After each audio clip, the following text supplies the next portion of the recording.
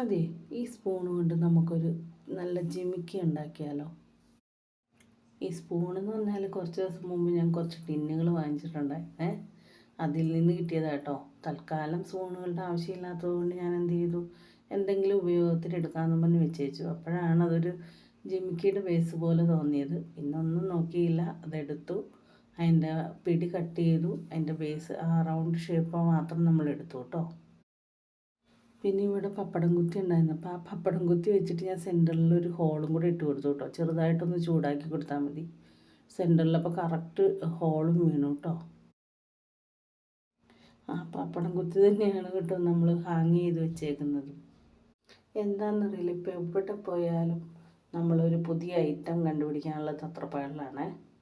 പക്ഷേ അതൊക്കെ ചെയ്തെടുത്ത് കഴിയുമ്പോൾ റിസൾട്ട് കാണുമ്പോണ്ടല്ലോ വളരെ ഒരു സന്തോഷമാണ്.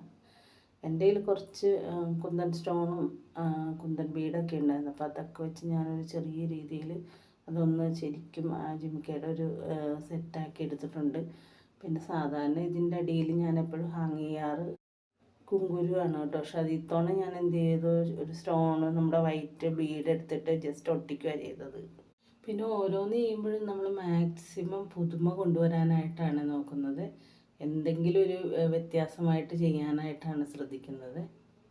പിന്നെ നമ്മളൊരു നല്ല ജിമിക്കൊക്കെ വാങ്ങിക്കണമെങ്കിൽ നമ്മൾ ഷോപ്പിൽ നിന്ന് നമുക്ക് വാങ്ങിക്കുന്നവർക്കറിയാം, ഒരു 150 എബോവ് എപ്പോഴും വരാറുണ്ടല്ലേ.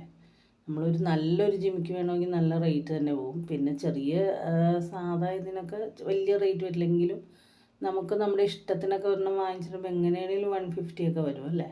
അപ്പോൾ ഇതൊക്കെ നമ്മൾ യൂസ് ചെയ്യുകയാണെന്നുണ്ടെങ്കിൽ കുറച്ച് ബേസിക് സാധനങ്ങളൊക്കെ നമ്മുടെ കയ്യിലുണ്ടെങ്കിൽ നമുക്ക് തന്നെ നമ്മുടെ ഇഷ്ടത്തിന് ചെയ്തെടുക്കാവുന്ന ഐറ്റംസൊക്കെയാണ് കേട്ടോ ഇതൊക്കെ.